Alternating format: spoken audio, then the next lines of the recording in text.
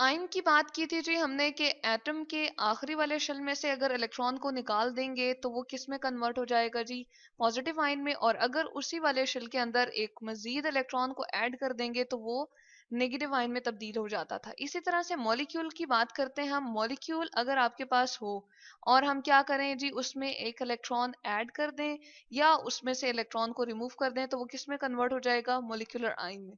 तो सबसे पहले तो हम ये लिख देते हैं कि मॉलिक्यूल, अगर हम ये चीज डिस्कस कर लेते हैं कि वो अगर लूज करे एक इलेक्ट्रॉन को, यानी कि निकाल दे अपने अंदर से इलेक्ट्रॉन, इलेक्ट्रॉन के लिए मैंने ई लिख दिया।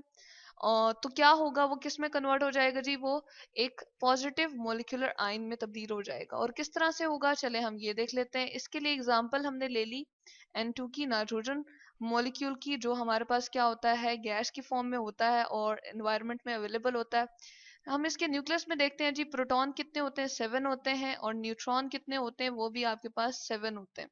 अब इसका फर्स्ट वन अगर हम शेल बनाते हैं तो क्या होता है, उसमें मैक्सिमम 2 इलेक्ट्रॉन आ सकते हैं, तो यहाँ पर हमने 2 इलेक्ट्रॉन बना दिए।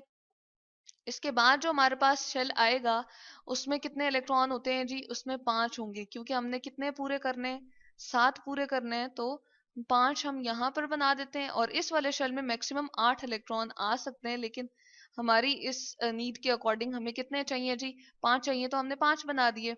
उसके बाद एक और नाइट्रोजन का एटम हम यहाँ पर साइड पे बनाते हैं ताकि हम इसके साथ बॉन्डिंग शो कर सकें। तो हम कहते हैं कि प्रोटॉन इसमें कितने हैं जी, चले यहाँ पर हम लिख देते हैं, प्रोटॉन हमारे पास 7 है, और न्यूट्रॉन भी इसके न्यूक्लियस में कितने हैं जी, वो 7 है। अब इसका पहला वाला शेल हम बनाते हैं और इसमें कितने इलेक्ट्रॉन आ जाएंगे जी, 2 आएंगे, क्योंकि पहले में हमेशा मैक्सिमम आपके पास कितने इलेक्ट्रॉन आ सकते हैं जी, 2 आते हैं। चले हम इसका शेल जो है वो बना लेते हैं, सेकेंड वन जो हमारे पास चाहिए। और इसके अंदर कितने आ जाएंगे जी, हमने अगेन कितने करने हैं, 5, क्योंकि पहले वाले में 2 हमारे पास अवेलेबल है। और ये कितने हो जाएंगी, 7 हमारे पास इलेक्ट्रॉन बन गए। अब ये 3 इलेक्ट्रॉन क्या करेंगे आपस में, इन 3 इलेक्ट्रॉन के साथ जो इस नाइट्रोजन और इस नाइट्रोजन के तीनों इलेक्ट्रॉन आपस में बॉन्डिंग शो कर देंगे। क्यों, क्योंकि इसने अपना ऑक्टेट कंप्लीट करना था, आखिरी वाले शेल में इसको 8 इलेक्ट्रॉन चाहिए थे और पहले इसके पास 5 थे। और इन तीन के साथ उसने बॉन्डिंग करके ये कहा कि अब अपने वाले इलेक्ट्रॉन को मेरे साथ शेयर करो। अब ये 3 इलेक्ट्रॉन इस ऑर्बिट में भी रिवॉल्व कर सकते हैं और इस वाले में भी रिवॉल्व कर सकते हैं। इसी तरह से इसके ये जो 3 इलेक्ट्रॉन है ये इस वाले में भी रिवॉल्व करेंगे और इसी तरह से इस वाले ऑर्बिट में भी रिवॉल्व करते रहेंगे, और इनके दरमियान क्या हो गया, केमिकल कॉम्बिनेशन हो गया। अब हम ऐसा करते हैं कि इसके इलेक्ट्रॉन और प्रोटॉन को देख लेते हैं कि उनकी क्वांटिटी कितनी है। इलेक्ट्रॉन को अगर हम देखें उसके ऊपर चार्ज क्या होता है जी, नेगेटिव होता है। तो हम गिन लेते हैं, 1 2 3 4 5 6 7 8 9 10 11 12 13 14। तो हम लिख देते हैं जी यहाँ पर 14 इलेक्ट्रॉन। और प्रोटॉन की तादाद चले हम देख लेते हैं, इसके ऊपर हमेशा पॉजिटिव चार्ज होता है, मैंने इसलिए साथ में ऊपर पॉजिटिव लिख दिया है। इसके न्यूक्लियस में 7 है और इसके भी न्यूक्लियस में 7 है, तो कितने हो जाएंगे टोटल जी, 14। यानी कि नाइट्रोजन के मॉलिक्यूल में इलेक्ट्रॉन कितने, 14 है, और प्रोटॉन कितने, वो भी 14 है। लेकिन जैसे ही हम क्या करते हैं जी, इसका एक इलेक्ट्रॉन रिमूव करवाते हैं, ये वाला इलेक्ट्रॉन लेट से हमने कहा कि ये निकल गया, ठीक है। जैसे ही निकलेगा तो हम ऐसा करते हैं कि इसकी रिमूवल को इस तरह से बता देते कि यहाँ से इलेक्ट्रॉन निकल गया और यहाँ से हम कहते हैं कि अब इसके इलेक्ट्रॉन और प्रोटॉन की तादाद जो है वो क्या हो गई है, इम्बैलेंस होगी, यानी कि बराबर नहीं रही, बल्कि हम कहते हैं कि चलें इसको हम थोड़ा सा इस तरह से बता देते हैं कि ये हमारे पास क्या हो गया, अब इलेक्ट्रॉन की तादाद जो होगी वो कम हो जाएगी। और हम कहेंगे इस तरह, यहाँ पर हम लिख देंगे कि N2 जो है वो कन्वर्ट हो गया है हमारे पास N2 प्लस में, और इसको हम कहते हैं जी, यहाँ पर हम शो कर देंगे कि हमारे पास आयन बन गया है। और किसका बन गया जी, मॉलिक्यूल का आयन बन गया, और इसका नाम क्या दे देंगे हम, केटायनिक मॉलिक्यूलर आयन। तो यहाँ पर हम चलें लिख देते हैं केटायनिक मॉलिक्यूलर आयन। अच्छा, केटायनिक क्यों कह रहे हैं, और केटायन हमने पहले उसमें भी पढ़ा था, एटम के केस में भी हम कह देते हैं कि केटायन हमारे पास बनता है और एन आयन बनता है। इसका मतलब क्या है, यहाँ पर केटायनिक मॉलिक्यूलर आयन का मतलब ये है, केटायन जो होता है वो हम ग्रीक में कहते हैं जी लो को, ठीक है। यानी कि इलेक्ट्रॉन की क्वांटिटी जब लो हो जाएगी तो उसको हम कहते हैं केटायनिक मॉलिक्यूलर आयन। जब मॉलिक्यूल में इलेक्ट्रॉन की क्वांटिटी कम हो जाएगी तो हम कहते हैं केटायनिक मॉलिक्यूलर आयन। चले आप ऐसा करते हैं कि हम इसमें इलेक्ट्रॉन और प्रोटॉन की तादाद देख लेते हैं। इलेक्ट्रॉन को देखते हैं जिसके ऊपर नेगेटिव चार्ज है, तो वो कितने हो गए जी? 1 2 3 4 5 6 7 8 9 10 11 12 13। तो यहाँ पर 13 हमारे पास इलेक्ट्रॉन हो गए हैं। जबकि अगर प्रोटॉन को हम देखेंगे तो प्रोटॉन के लिए P लिख दिया और इसके ऊपर पॉजिटिव चार्ज भी मैंने मेंशन कर दिया, तो यहाँ भी 7 है और यहाँ भी 7 है, तो वो आपके पास 14 होंगे। तो अब देखिए इलेक्ट्रॉन की क्वांटिटी क्या हो गई, वो कम हो गई, इसलिए हमने इसका नाम क्या रखा जी?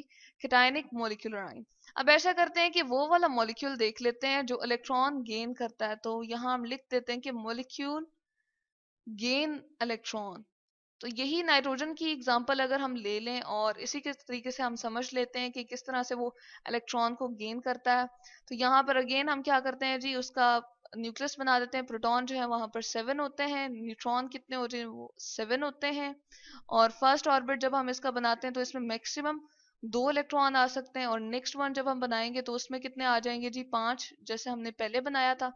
तो ये बन गया हमारे पास नाइट्रोजन का एक एटम, और इसको हम यहाँ मेंशन कर देंगे। और दूसरा वाला जब नाइट्रोजन का एटम बनाएंगे तो प्रोटॉन आपके पास 7 होंगे, इसी तरह से न्यूट्रॉन भी आपके पास 7 होंगे। और फर्स्ट जब ऑर्बिट हम बनाएंगे तो इसमें भी मैक्सिमम आपके पास सिर्फ और सिर्फ 2 इलेक्ट्रॉन आ सकते हैं, और नेक्स्ट वन जब ऑर्बिट बनाते हैं तो उसमें आ जाते हैं जी हमारे पास 5। और मैक्सिमम इसमें कितने आ सकते हैं? 8 आ सकते हैं, लेकिन हमें कितने चाहिए जी? 5 चाहिए, तो हमने वो बना लिया। अब क्या होता है, इनके दरमियान बॉन्डिंग हो जाती है। इसी तरह से ये 3 शेयरिंग इलेक्ट्रॉन कर लेता है, ये वाले इसमें भी मूव करेंगे ये इलेक्ट्रॉन, और इसमें भी मूव करेंगे। लेकिन जैसे ही हमने क्या किया कि एक और इलेक्ट्रॉन इसमें ऐड कर दिया, हम यहाँ से एक और इलेक्ट्रॉन लेते हैं और वो इसमें ऐड करते हैं, वो इसमें भी ऐड हो सकता है, यानी कि शामिल हो सकता है इसके ऑर्बिट में, और इसके पास भी शामिल हो सकता है। तो ये किस में कन्वर्ट हो जाएगा जी? ये N2 नेगेटिव में कन्वर्ट हो जाएगा, और ये क्या बन जाएगा? Anionic molecular ion. तो इसको हम लिखते हैं जी एनायनिक मोलिकुलर आयन। अब एनायनिक क्या है और एनायनिक हमने क्यों लिखा है? अगेन एनायनिक जो ग्रीक में हम मीनिंग इसका लेते हैं जी, वो होता है अप। ठीक है, यानी कि अब इसमें इलेक्ट्रॉन की क्वांटिटी क्या हो जाएगी जी? वो ज्यादा हो जाएगी। जैसे पहले हमारे पास 14 और 14 ही रह रहे थे N2 जब हमने लिया था, तो इलेक्ट्रॉन की तादाद भी 14 थी जिसके ऊपर नेगेटिव चार्ज था, और प्रोटॉन की तादाद भी कितनी थी जी? 14 थी। लेकिन अब जब हम गिनेंगे तो कितनी हो जाएगी? प्रोटॉन की तादाद देख लेते हैं जी, अगेन 14 ही है, वो सेम है आपके पास। लेकिन जब इलेक्ट्रॉन की क्वांटिटी हम देखते हैं 1 2 3 4 5 6 7 8 9 10 11 12 13 14 15, तो इलेक्ट्रॉन क्या हो गए जी? वो अप हो गए, यानी कि उनकी क्वांटिटी ज्यादा हो गई है, वो मोर इन काउंटिंग में हम कहते हैं कि वो उनकी तादाद क्या होगी? वो ज्यादा होगी। तो इस वजह से इसके ऊपर चार्ज भी क्या हमने लिख दिया जी? नेगेटिव चार्ज के साथ हमने इसको मेंशन कर दिया, जबकि यहाँ पर हमने किसके साथ मेंशन किया था? पॉजिटिव के साथ।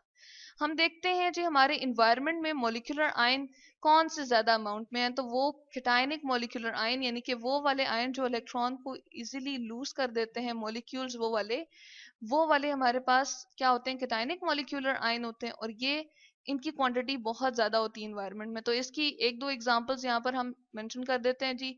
मीथेन जो है वो क्या होता है? CH4 पॉजिटिव आयन में अगर हो तो इसको हम कहते हैं मोलिकुलर आयन। इसी तरह से हीलियम भी जो है वो आपके पास क्या है? कैटायनिक मोलिकुलर आयन है। तो ये हमारे पास एग्जांपल्स थी मोलिकुलर